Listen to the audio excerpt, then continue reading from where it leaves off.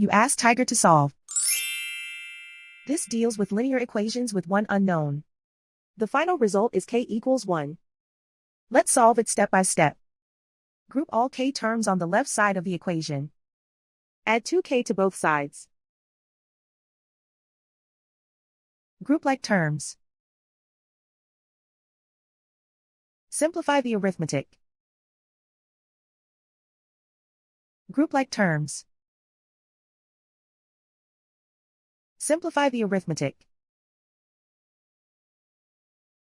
Group all constants on the right side of the equation. Add 3 to both sides. Simplify the arithmetic.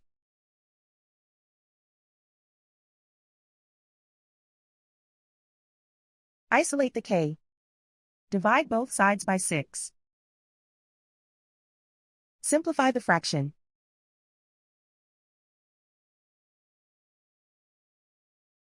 And so the final result is k equals 1.